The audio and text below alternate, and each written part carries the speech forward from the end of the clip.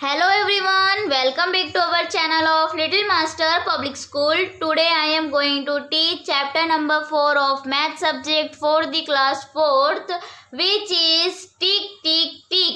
In this chapter we learn about how to read clock. Okay, means clock ज़्यादातर बच्चों को देखने नहीं आती है, तो उससे किस तरह देखा जाता है इस चैप्टर में समझेंगे। फर्स्ट पेज में जो आपका देखो ये कन्वर्जेशन है वो आपको क्या कर लेना है, रीड कर लेनी है।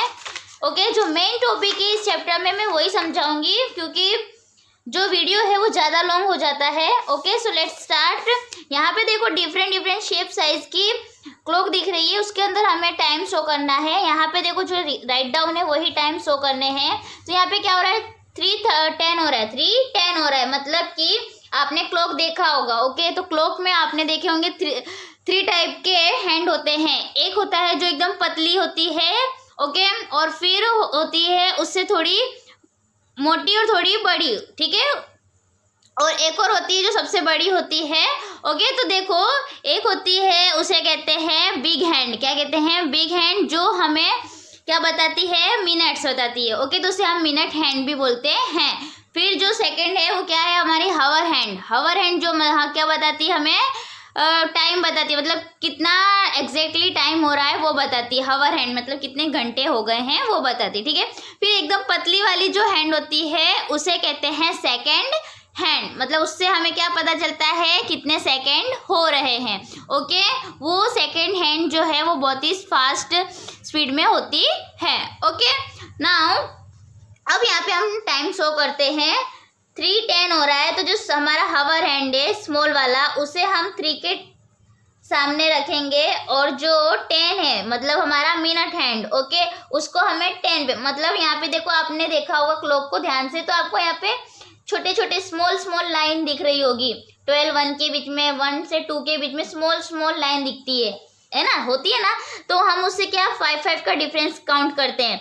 12 से 1 के बीच में 5, तो हम ये 1 को 5, ओके, मतलब 12 अगर हम बोले कि कितना बज रहा है तो 12 o'clock हो रहा है और 5 मिनट हो रहे हैं। ओके, इसी तरह 2 पे जाएंगे तो 5 हो जाएगा, मतलब इनके जो 2 हावर्स के बीच में कितने का डिफरेंस है, 5 का डिफरेंस है। ओके, 5 1 ज़ा 5, 5 2 ज़ा 10, इस तरह 5 3 ज़ा 15, मतलब 3 पे आएगा तो 15 हो रहा होगा, 4 पे आएगा तो 20 मिनट हो जाएगा, 5 पे 25, 6 पे 30 मिनट हो जाएगा, 30 मिनट मतलब हाफ आवर। ओके, 7 पे 35, 8 पे 40, 9 पे 45, ओके, और यहाँ 10 पे 50, 11 पे 55 और 12 पे मतलब जो हमारा टाइम हो रहा है वो बच जाता है, मतलब 60 मिनट हो जाते हैं। ओके, तो यहाँ पे जो 3 है वो हमने शो कर दिया, 10 मिनट हो रहा है, तो यहाँ 5 5 10। ओके, तो जहाँ पे 10 आ रहा है वहाँ पे हम अपना बिग हैंड ड्रॉ करेंगे। ओके, सेम है 6:40 कैसे ड्रॉ करेंगे, तो कितना हावर है 6, मतलब 6 की तरफ छोटी वाली, ओके, छोटी मतलब स्मॉल हैंड, और 40 हो रहा है तो देखो 5 1 ज़ा 5, 5 2 ज़ा 10, 5 3 ज़ा 15, 20 25 30 35 40। ओके, हमें कितना बताना है 40, तो 8 की तरफ हम बिग हैंड ड्रॉ करेंगे। ओके, सेम एज जो रिमेनिंग क्लॉक्स बची वो आपको इसी तरह अपने टेक्स्ट बुक में ड्रॉ करनी है। यहाँ पे देखो क्या है, 8 what time does the sun rise at your place, मतलब हम जहाँ रहते हैं वहाँ पे कौन से टाइम पर सन राइज करता है, मतलब उगता है, ठीक है। तो हम 6 AM भी, मतलब अबाउट 6 AM के आसपास। ओके, और कौन से टाइम पर जो सन है वो डूबता है, मतलब सेट होता है, ठीक है, तो 6 PM। ओके, मतलब शाम के टाइम कितने, अबाउट 6 o'clock या फिर 6:30 o'clock ऐसे आसपास ही वो डूबता है। ओके, यहाँ पे भी आपको इसी तरह जो हैंड्स है वो ड्रॉ करने हैं। तो देखो यहाँ पे अब इस बार ऐसे दिया है कि 20 मिनट्स आफ्टर 6 o'clock, मतलब कितना हो रहा है, 6:20 हो रहा है। ओके, मतलब 6:20 हो रहा है, 6 o'clock हो रहा है और 30 मिनट्स हो रहे हैं। तो जो हमारी स्मॉल वाली हैंड है वो यहाँ 6 के सामने, और 20 मिनट्स मतलब 5 10 15 और 20 मिनट्स। ओके, तो जो बड़ी वाली हैंड है वो 4 की तरफ होगी। ओके, सेम एज यहाँ पे ये वाला लेते हैं हम 8 o'clock और 30 मिनट्स आफ्टर बोला है, आफ्टर बोला जाए तो आपको बताना है किस तरह कि स्मॉल हैंड 8 की तरफ और 30 मिनट मोर है। ओके, तो कैसे करते हैं 5, 10, 15, 20, 25, 30, मतलब हमारा जो बिग हैंड है वो 6 के सामने आएगा। ओके, जो रिमेनिंग क्लॉक है उसमें आपको हैंड ड्रॉ करने हैं। अब यहाँ पे क्या है, how long does your school. अब आपको ऑब्जर्व करना है कि आपके होम से आपका स्कूल कितना दूर है, मतलब कि आपको देखना है अपनी वॉच में कितना टाइम लगता है जाने में। How long is your lunch break, जो आपका लंच ब्रेक होता है कितने टाइम का होता है, तो 30 मिनट्स का। How long is your game period, जो हमारा प्लेइंग का पीरियड होता है उसका टाइमिंग क्या है, तो 45 minutes. Is it the same as all the other periods, जो हमारे स्कूल में पीरियड्स होते हैं तो वो क्या सारे सेम होते हैं, तो हाँ सारे जो पीरियड्स होते हैं वो हमारे कितने 45 मिनट्स के होते हैं। ओके, नाउ नेक्स्ट क्या है, ये सारी प्रोसेस है, आपको बताना है कि सारी प्रोसेस करने में मतलब खाना पकने में कितना है, सॉरी क्या है, boiling 1 litre milk, 1 litre milk हमें बॉईल करना है तो हमें कितना टाइम लगेगा, एक बकेट भरनी है तो हमें कितना टाइम लगेगा, फिर अपने रूम में झाड़ू लगाने में कितना टाइम लगेगा। इस तरह अलग अलग प्रोसेस है जो अलग अलग टाइम पे पूरी होती है।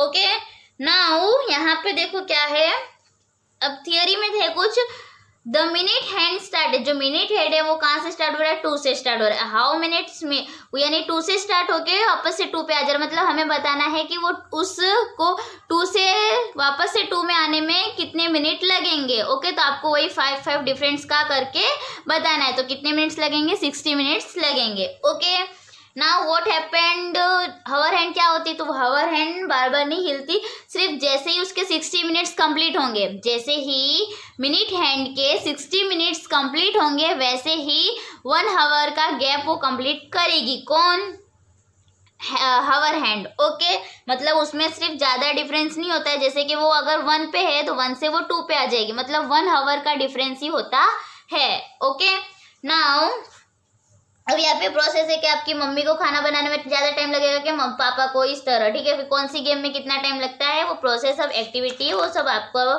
कर लेनी है। ये भी कन्वर्जेशन है, वो रीड कर लेना है। अब यहाँ पे देखो ये क्या है, ये मंथ है जनवरी फरवरी मार्च अप्रैल मई जून जुलाई अगस्त सितंबर अक्टूबर नवंबर दिसंबर। यहाँ पे एंड नहीं है, वो एंड राइट डाउन कर लेना। ओके, यहाँ पे क्या बोला है कि 5 मार्च 2005 को जो मुनिया है उसका बोर्न हुआ था। ओके, वो जन्म लिया था उसने। फिर 15 सितंबर 2005 को उसका पहला दांत आया था, फर्स्ट टूथ आया था। ठीक है, 10 नवंबर 2005, यहाँ पे प्रिंटिंग मिस्टेक, यहाँ पे आपको एन कर लेना है। तो 10 नवंबर को क्या हुआ था, मुनिया सेट अप, मतलब कि वो बैठ सकती थी। ठीक है, फिर 20 नवंबर को 2005 को क्या हुआ, मुनिया स्टार्टेड क्राउलिंग, मतलब नहीं बच्चे पेट की थ्रू मतलब सरकने लगते हैं तो उसने सरकना सीखा। फिर 5 जनवरी 2006 को मुनिया स्टूड अप, मतलब वो खड़ी होना सीखी। फिर 5 सितंबर 2006 को मुनिया ने फर्स्ट टाइम बनाना खाया। फिर 2 फरवरी 2006 मुनिया स्टार्टेड वॉकिंग, जब चलना कब सीखी, तो 2 फरवरी 2006 को। ओके, तो ये सारी चीज़ों को आपको इस तरह करना है। तो देखो आपको मंथ तो मालूम ही है कितने होते हैं, 12 मंथ होते हैं। आपको काउंटिंग भी मालूम है कौन से नंबर पे कौन सा मंथ आता है। देखो कैसे काउंट करते हैं, तो जनवरी फरवरी मार्च अप्रैल मई जून जुलाई अगस्त सितंबर अक्टूबर नवंबर दिसंबर। ओके, इस तरह आप काउंटिंग कर सकते हो। तो यहाँ पे जो भी मंथ है, ये देखो हम जो डेट है वो हम इस तरह लिखते हैं। ओके, जो हमारा पहला होता है, जैसे कि यहाँ पे 5 है, 5 हमारा डे है, क्या है, डे है। और जो 3 है वो हमारा मंथ है, क्या है, ये डे है, ये मंथ है। और ये जो 05 मतलब इसको शॉर्ट में लिखा हुआ है 2005 है। ठीक है, तो ये हमारा ईयर है, क्या है, ईयर। इस तरह हम डेट जो लिखते हैं इस तरह राइट डाउन करते हैं। तो यहाँ पे आपको एक टाइमलाइन बतानी है, इसको इसी तरह लिखना है यहाँ पे लाइन पे। ठीक है, तो यहाँ पे देखो बोला गया है कि मार्च से सितंबर मंथ में कितने मंथ आ जाते हैं, तो आप काउंट करोगे तो देखो मार्च अप्रैल मई जून जुलाई ओके, और अगस्त और सितंबर तो है ही, तो हम अगस्त तक गिनेंगे तो कितने हो जाएंगे 6। ओके, तो यहाँ पे लिखेंगे 6th मंथ। इसी तरह हमें बताना है कि जब उसको फर्स्ट टाइम वो बैठी तो कितने मंथ हुए, तो 8 मंथ, और फर्स्ट टाइम उसको दांत आया तो कितने मंथ की, तो 6 मंथ की। Okay, what did C do first, उसने सबसे पहले क्या करना सीखा, वॉकिंग या ईटिंग बनाना। तो उसने क्या सीखा था, यहाँ पे देखो ईटिंग बनाना ये रहा, वॉकिंग ये रहा, वॉकिंग लास्ट में सीखा था, वो बनाना पहले खाने सीखा, तो बनाना पहले। ओके, फिर क्रॉलिंग पहले सीखा कि स्टैंडिंग, तो पहले क्या सीखा उसने, देखो क्रॉलिंग ये रही और स्टूड अप ये रहा, ठीक है। तो मतलब पहले क्या सीखा उसने, क्रॉलिंग। ओके, आई होप ये पूरा उसका टाइमलाइन आपको अच्छी तरह से समझ में आया होगा। इसी तरह यहाँ पे जिस तरह ये मुनिया का टाइमलाइन है, वैसी तरह यहाँ पे छोटे से पप्पी का, मतलब डॉग के जो किड है उसका, सॉरी डॉग के जो पप्पी है उसका टाइमलाइन है, उन दोनों का आपको कंपेयर करना है, ये बॉक्स में बताना है। अब यहाँ पे देखो एलिफेंट अप्पूस ग्रैंडफादर, जो एलिफेंट है किसके फादर है, अप्पू के, और ये जो चूचू है वो किसके, रेट के, और ये रानी के ग्रैंड फादर है, ठीक है। ये 95 ईयर्स ओल्ड है, ये 2 ईयर्स ओल्ड है, और ये 70 ईयर्स ओल्ड है। तो आपको यहाँ पे क्वेश्चन है कि how much older is Appu's grandfather than Rani grandfather, ठीक है। मतलब जो अप्पू के ग्रैंडफादर है वो रानी के ग्रैंडफादर से कितने बड़े हैं। तो आपको कुछ नहीं करना है, सिर्फ दोनों का डिफरेंस निकालना है। तो इसके कितने हैं 95 और इसके कितने हैं 70, तो डिफरेंस निकालने मतलब माइनस करना। तो 5 में से 0 कट 5, 9 में से 7 कट 2, मतलब कितने ईयर्स ओल्ड है, 25 ईयर्स ओल्ड। ओके, इसी तरह क्या चुच्चू के ग्रैंडफादर है वो भी इसी तरह, जो जैसे अप्पू के ग्रैंडफादर इतना साल मतलब कि वो रहे, मतलब उनकी जो इतनी एज है, क्या रेड भी उतनी साल जी पाएगा, तो नो, वो इतने उनकी जो उनकी लाइफ टाइम है उतनी नहीं रहती है, तो नो यहाँ पे, ठीक है। अब यहाँ पे बोला गया है जो चुचूस के ग्रैंडफादर है और जो रानी की ग्रैंडफादर है उनके कितना डिफरेंस है। तो यहाँ पे भी हम वही करेंगे, 70 माइनस 2 करेंगे। अब यहाँ पे 70 में से 2 माइनस कर, तो रिवर्स काउंटिंग करेंगे, 70 कट और 69 कट, कहाँ पे आके रुके हम, 68 पे। तो वो कितने ईयर्स यंगर है, तो 68 ईयर्स यंगर है। ओके, यंगर, ये सब आपको अपनी नोटबुक में राइट डाउन कर लेना है। अब यहाँ पे 2 लेटर है जो किसने, सबाना ने लिखा है और अतीफ ने लिखा है, ठीक है। कौन सी डेट को, तो 1/5/2006 को, और इसने कौन सी डेट को लिखा है, 7/5/2006 को। ओके, इसके अकॉर्डिंग यहाँ पे क्वेश्चन है, मतलब ये दोनों टेबल है, आपको उसको फिलअप करना है।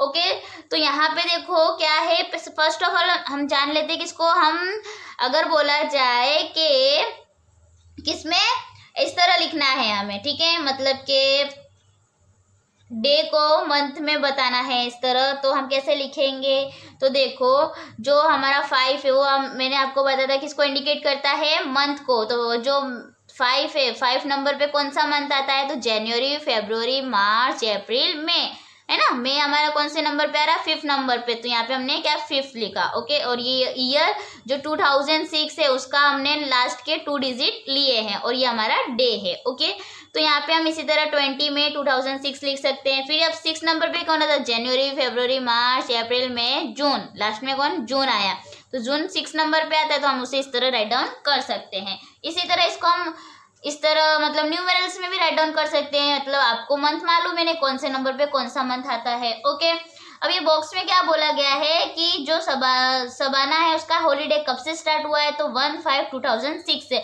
सबाना कहाँ, ये रही, ठीक है। उसका जब वो लेटर लिख रहा है तब से ही उसका हॉलीडे स्टार्ट है, ठीक है। और कब तक है, तो यहाँ पे देखो बोला है 3/36/2006, मतलब ये दोनों मतलब 1 मई को क्लोज हो जाएगा और 30 जून को स्टार्ट हो जाएगा, मतलब इन कितने डेज की छुट्टी मिल रही है, 60 डेज की। इसी तरह अतीफ का, तो अतीफ को कब छुट्टी मिलेगी, तो 1 जून को मिलेगी, कब तक, तो 10 अगस्त तक, मतलब इन दोनों मतलब कितने दिन की छुट्टी मिल रही है इसको, तो 70 डेज की छुट्टी मिल रही है। ओके, अब यहाँ पे आपको क्या करना है, आपको कितने डेज की छुट्टी मिलती है यहाँ पे आपको काउंटिंग करनी है। ओके, नाउ ये आपका एक आर्टिकल है जो आपको प्रैक्टिस के लिए ऐसे ही रीड करके आप उसको समझ लीजिएगा। ओके, अब यहाँ पे हम बात करते हैं, आपने कभी कभी मोबाइल में देखा होगा कि 12 के ऊपर जाता है तो आपने देखा होगा कभी कभी, ठीक है, 13 o'clock हो रहा है, मतलब 13 o'clock 35 मिनट्स हो रहा होगा, तो आप इसमें समझ नहीं पाओगे कि कितना टाइम हो रहा है। तो यहाँ पे देखो जो हमारा क्लॉक है वो 12 पे आपके रुक जाता है, ओके। फिर 1 से फिर से स्टार्ट होता है ना। तो आपको यहाँ पे क्या करना है, जब 24 आवर्स की क्लॉक बोली जाए तो क्या करना है, तो 12 के बाद जो 1 है, 12 के बाद जो 1 है उसको 13 काउंट करेंगे, 2 है उसको 14, 3 है उसको 15 और 4 है उसको 16, 5 को